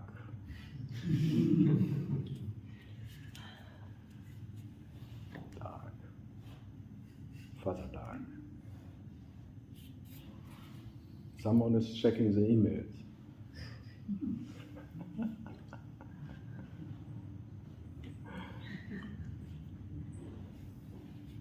Dangerous to see what people do when it's dark. Huh?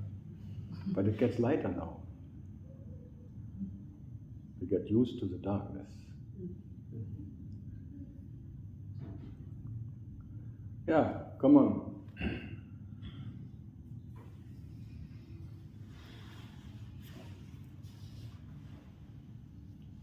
The jukebox needs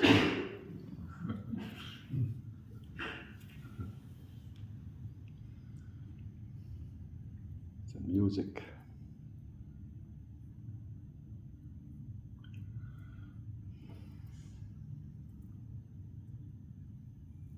Yeah, always a shift between the divine horror and the divine comedy. Huh? So where's the jukebox when there's no coins being put in? In what? Where's the jukebox at when there's no coins being put in? Quite. My girlfriend always complains. Is it an absence then? Huh? Is what? Absence? Essence, no. Absence. The absence? With no coins in. No, it's just.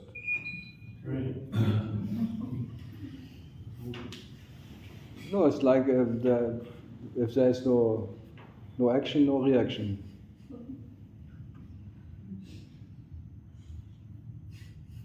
Many complain that I'm boring when I'm not talking. When I'm talking, they say the opposite. Then you are too much.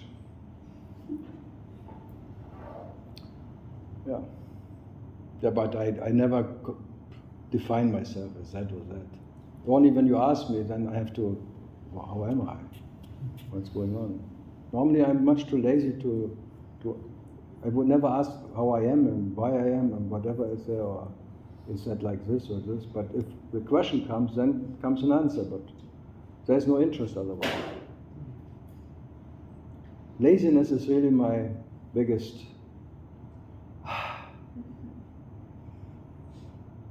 And it's said everywhere, if you call someone whatever, the one who knows is the laziest bastard because he's never done anything. In his whole existence, he never did anything. So talking happens by reaction of a question or something, but not because there's someone has a mission, or missionary of transmitting something, or I'm much too lazy to transmit something. Wow. Shakti pass. Oh. Diksha sounds always promising. I remember in Madras there was this Diksha Bhagavan, big temple thing. Everyone was invited, even I was invited. I was so surprised. Even in Germany I got emails from some. You can come for free, but if you come and you like it, tell people.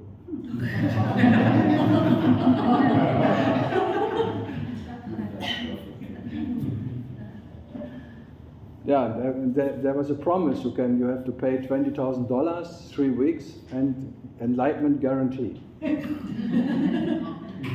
Yeah, I like it. But you get your money back if you can prove that you're not enlightened. Try to prove that you're not enlightened. If you can really prove that you're not enlightened, you will get your money back. It was a perfect system. Crazy, huh? There was a friend of mine from Tiro, the Danish, whatever, she has an ashram somewhere, divine or something, light or something. She was invited, and I think Isaac Shapiro or some, there was similarity there. There were some of this, and they gave Diksha later too, and fantastic. So she went there, and then by curiosity she went always to the kitchen. And they made a chai there, the tea and thing. And there was this white pulver somewhere sitting, and then she saw the ladies taking the white pulver, putting it into the chai. And she said, what is this white powder? Oh, bang.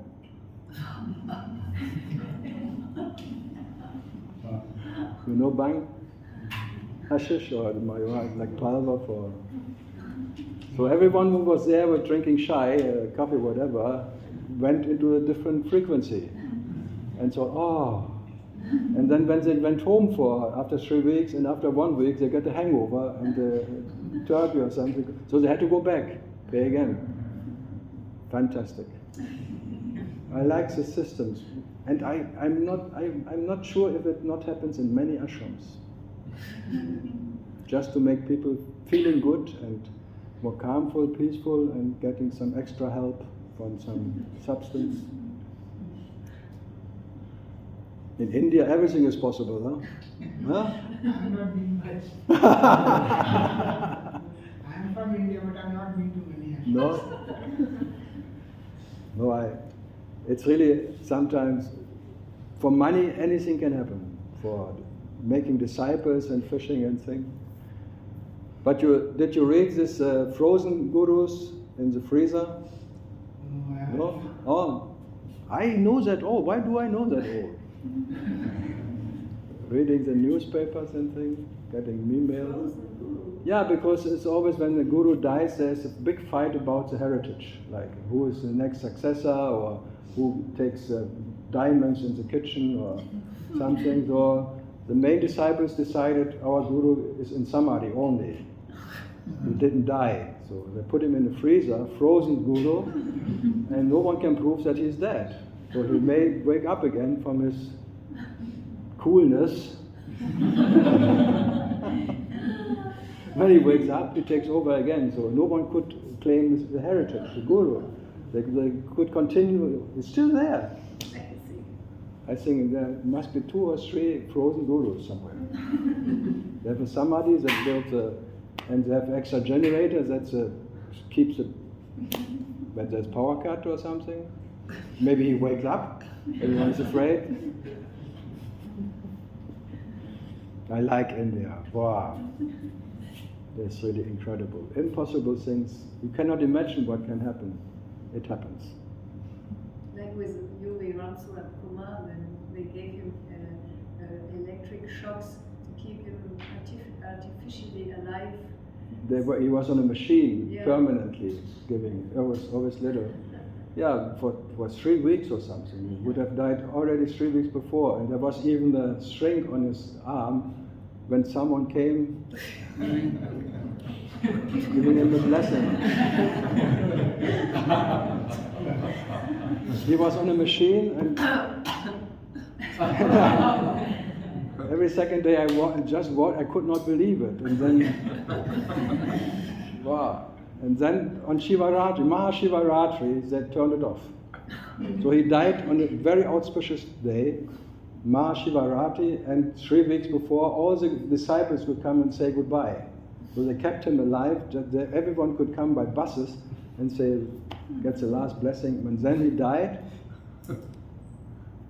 machine off. But he was amazing. I was there the morning, he was sitting in the shed, they built already the... But I tell you, the space was, you could cut the fog like a deep, like a blueness, like this dark blue Shiva color. You could cut through it.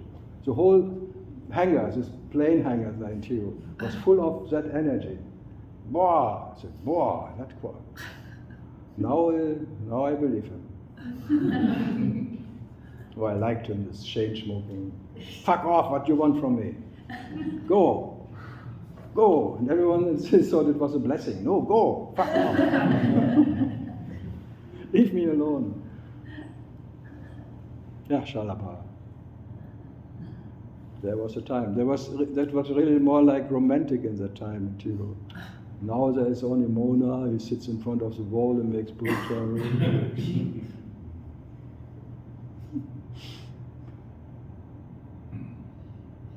What was this? Putti Patti Swami. Mukupodi, der kleine Muck.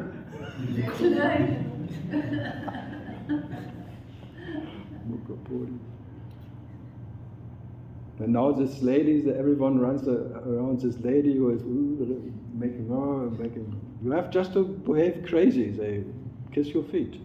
Like the spitting topi on. Yeah. Yeah. Go. No, it's. Yeah. So what to do? Existence entertainment show. And everyone thinks they get something out of it. Sitting around, getting the energy, sucking, give it to me. Fantastic. So everyone expects something, being around it and giving some money. But Murko Putipari, the money of in the ashram. Yeah. Very angry, beating up people. And everyone was proud that he got beaten up by a stick. Oh, look at it, I have this here, look. I was bleeding. He made me stop thinking.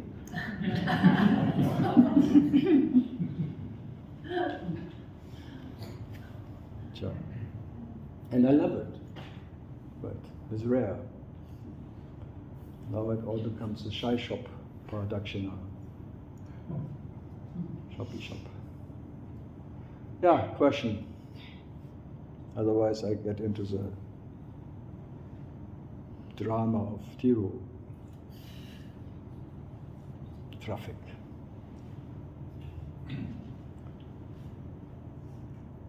And huh? This morning we said nobody ever made it. Yeah. Is that because there's nobody, or because there's nowhere to make No, it? because that what one is doesn't have to make anything, and that one needs to make something, it's a make-up.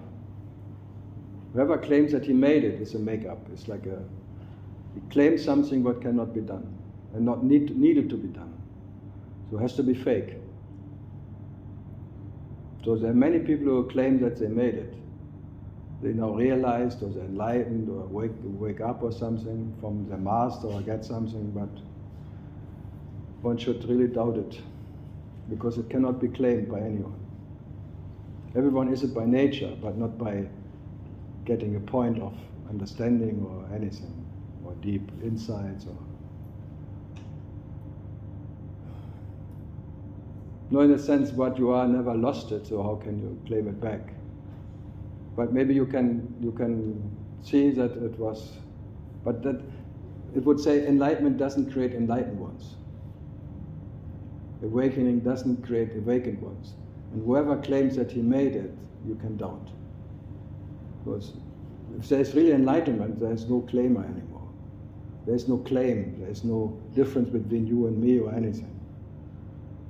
But as long as, whatever, if you say there's a teacher who claims that he made it and wants to give you or transmit something or teaching or something,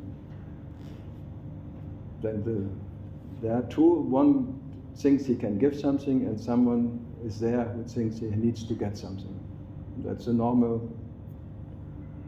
It's not nothing bad, or I would not put anything on it, but it's whatever.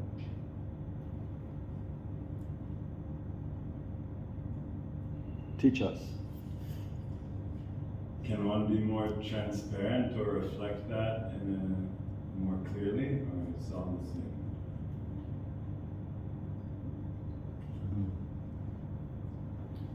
When there's a teacher and disciple, it's all different levels of teaching, different levels of understanding, but whatever is different is not that. It can never be different. So the nature has to be the most common, whatever, undivided. That is non-duality in nature. There is no levels of understanding. There is no levels of knowledge. There is no ownership of anything. Never was, never will be. So whoever claims that he is good, went deeper or is more realized than someone else or went there, okay, fine, let him believe in whatever. But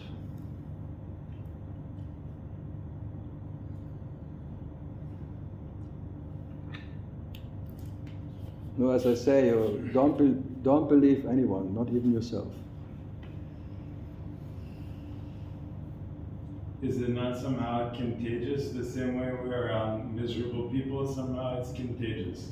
And we go around someone who's in some state that's also contagious. Yeah, but it's all relative. Maybe there's some aura about somebody, they have some Shakti, different vibration and thing, and then you feel something, and then you think that's the real thing, but it's all fake. It's all different. It's like you get hypnotized by something. It's like that's why they call the gurus in India snakes. They hypnotize you by then you believe it. Like Osho, he was a total hypnotizer. Even speaking like a snake, like getting sideways. Yeah, he was hypnotizing how many thousands of people. Sai Baba too, it's hypnotizing people by showing them tricks or something and speaking from there and doing this one. You get hypnotized because you believe it and you want to believe. You want that there is something. You want it.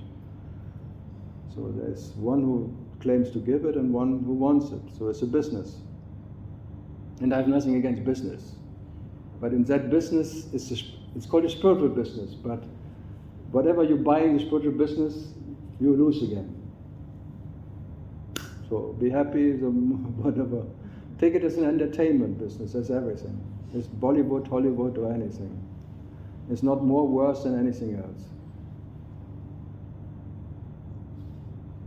And if at all you whatever, then it's by the way. By the way, not because of the way. It's never because. It's another accident. It's not meant to happen, actually, that you, whatever. It's just aha is not by any ha ha ha before. Aha ha ha ha. Then the ha ha ha ha ha. The frequencies of the inner smile is like the Buddhist would say the sky who is smiling infinitely and doesn't know any sky. The blue. You just become the blueness of life. You came out of the blue and you go back to the blue, but you never not the blue. So you are. Sometimes you have the blues, but the blues brothers or not. I like that. It's like even in Jesus, he went into the blue, into the heaven, but it's a blueness, like the color of Shiva or Parabrahma. It's always a blue. That where no one knows what he is and what he is not. No one can be there as a separate entity. So you came out of the blue and now you want to go back to the blue, but you cannot go back because only by imagination you went out. And then you imagine that you have to go back because you believe in your own imagination. Crazy, huh? But not whatever you do, any exercise, spiritual or not, anything, can make it earlier. Sooner or later there will be a point of bomb. The aha is already waiting. But no one knows when. But who cares when it happened? It will happen anyway. It came, it will be gone. Your illusionary idea of existence. It came, it will be gone. And who cares when it will go? I just tell you it will go. But who cares when? How many lifetimes? But if I want it now. Cannot wait. This tree, Sadhu sitting under the trees, the famous story. And then the sage comes and, he must know when we get enlightened, if we get enlightened. And he comes, as many leaves on the trees, as many lifetimes it needs you to be enlightened. And then two getting, it's too long. And the other one, I get enlightened. Wow! Who cares when? Then all the leaves falling and everything, wow! So, you can take it in that way or you take it in that way. And I can just point out, it came to you and it will be gone one day. But you will never know when. You don't even know when it started. Your illusionary, imaginary belief system. And one day it will be gone. Maybe not. You have to be in spite of that it may go or not go. Who cares if it goes? It can be there forever. So there is no risk? There was never any risk. No risico. No risk, no fun. Risky business.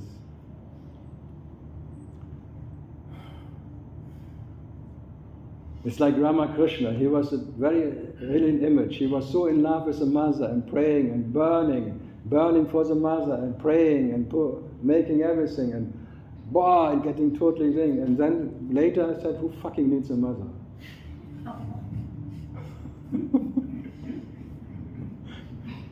Yeah, from that point, you burn for whatever, you suffer, you sing whatever, and he was really like the most devotional guy on earth. He was devotion, bhakti for the mother, and then in just who fucking needs a mother? Just out of...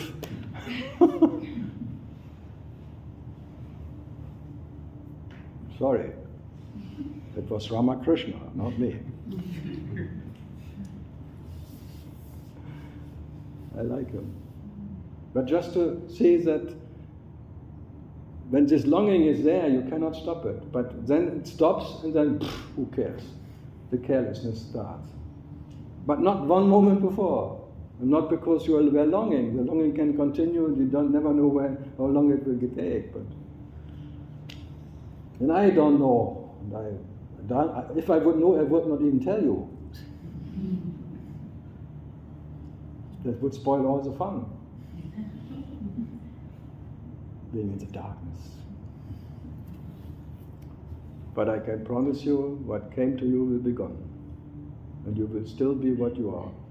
What you were, what you are, and what you will be. Uninterrupted. Yeah, Shalaba? Bah.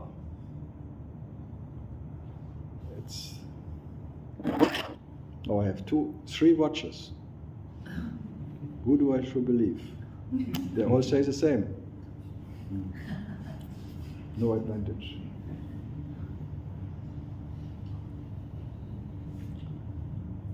Yeah.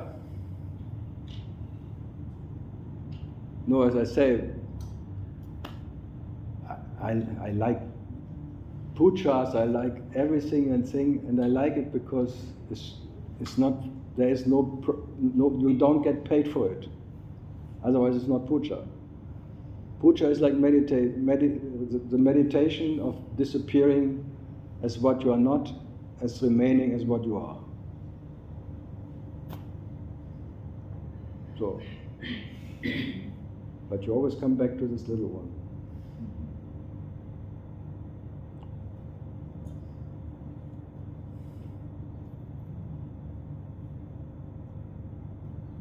Yeah, Switzerland. You write it down. I never take notes. Only here. Only here. you can listen later again. I was going to ask you. You can send me your email and I send you the link. I'm free giving. I don't have KARL TV. I'm so surprised if you see Spira or Muji, they all have this, whatever, abonnement, like 20 euros a month for Muji TV or Spira TV. And then you have unlimited access to secret satsang.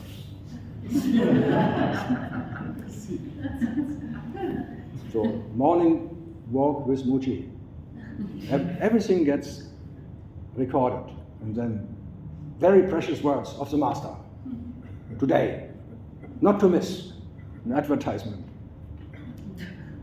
And if Charlotte wants me to be a bit, she shows me that videos.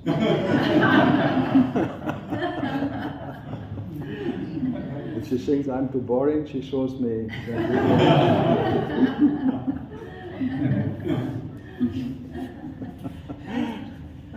I'm still so amazed that crazy. But anything can happen, no?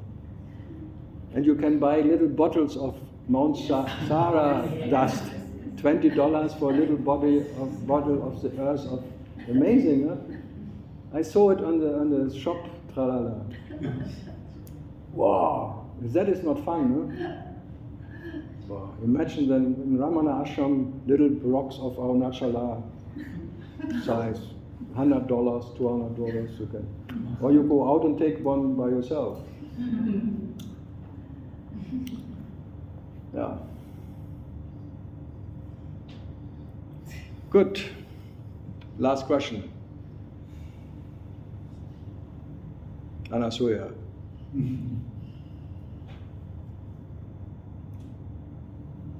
Yeah, my grandma called Anna too, but not Suya. I suit her all my life. Anasuya. Some question? No. Not yet. Not today. Not today, okay. I ask you tomorrow again.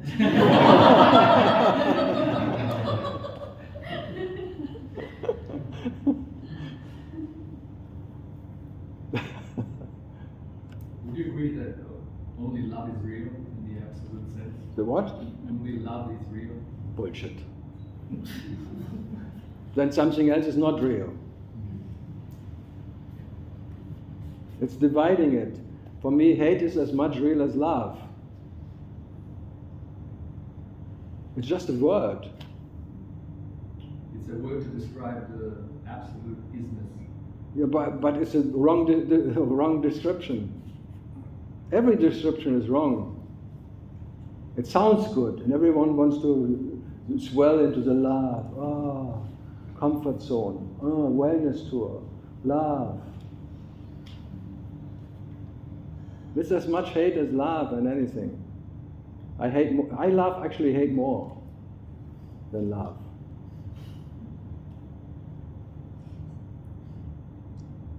But ask the baby about love. What would it say? Laugh. You think the baby laughs at the tit of the mother? It's only loving the milk who comes out, the satisfaction, but not by, oh, I love your tit. Laugh. Laughing, I would say. Having a good laughter about yourself, that is reality. Your reality show, comedy. The joke that you ever believed to be being a body, that joke you should laugh forever. It's from the beginning the joke, and the joke sometimes hurts. Big laughter. Me. Laugh. It's like Saint Francis was in this, he tuned in into this primordial love, the substrate that holds existence. Yeah, Assisi, or there are many. That sounds good, and everyone, me too. What can it be if it's not uninterrupted? But when it's not here and now, it's just whatever. Can it be real? Somewhere. Huh? Somewhere it is here. What is here? The eternal love. Hate, I would say. No, I tell you, for me it's no difference in nature. Hate or love, it's just words. Love doesn't know love and would never call itself love, and hate neither. So what is love? Just a dream, a romantic idea of humanity, of some whatever. Well, wishing well, blah blah blah. It sounds good. You can sell it very well. Love sells everywhere. Lovely. Oh, how lovely. It's like sex. It feels true. What? It feels true. Yeah, but whatever you can feel cannot be true. It feels true. You would like it, that's all. You're longing for it, because people promised you something, and love is very promising. Then it should be love, and then every moment there's not love, you hate it. So love creates hate. Even the idea of love creates hate. So forget love and be what you are. It's not a relative love. It's an absolute. There is only relative love. The Absolute has no idea about love, I tell you. And this bloody idea of unconditional bullshit. So then there's unconditional and conditional. So there's separation already. Unconditional is different from the conditioned. Huh? So unconditioned is better than the conditioned. Who makes the difference? Me. So I'm rather be in unconditional hate. I hate.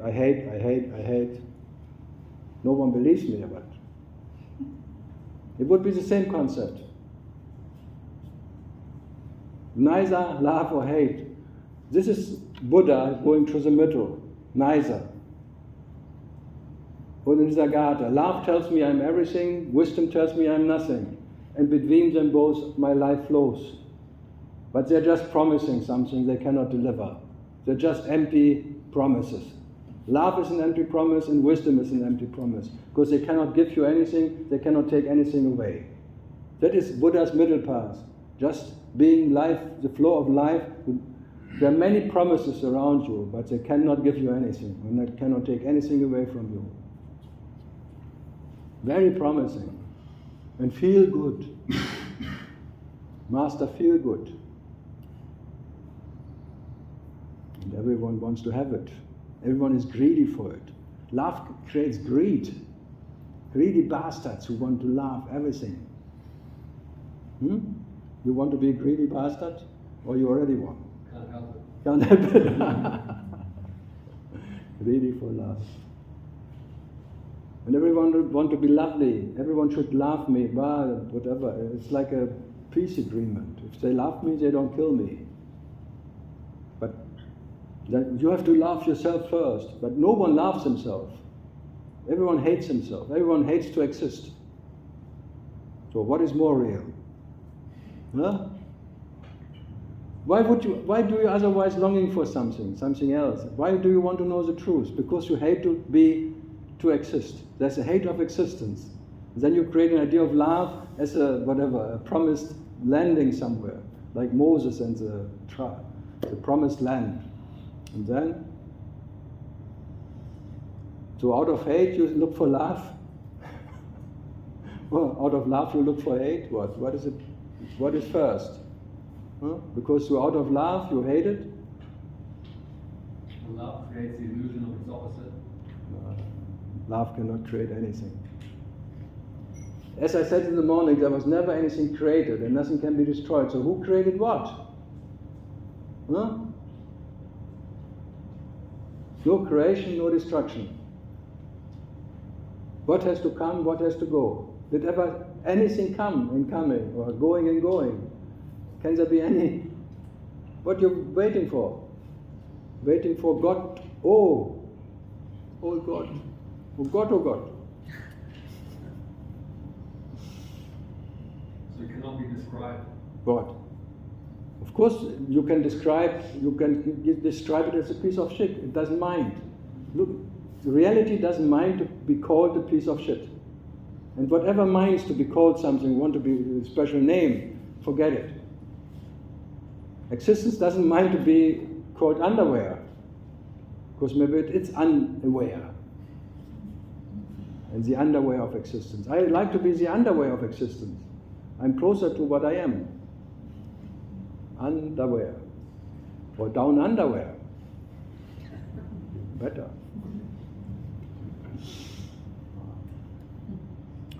Words are fun.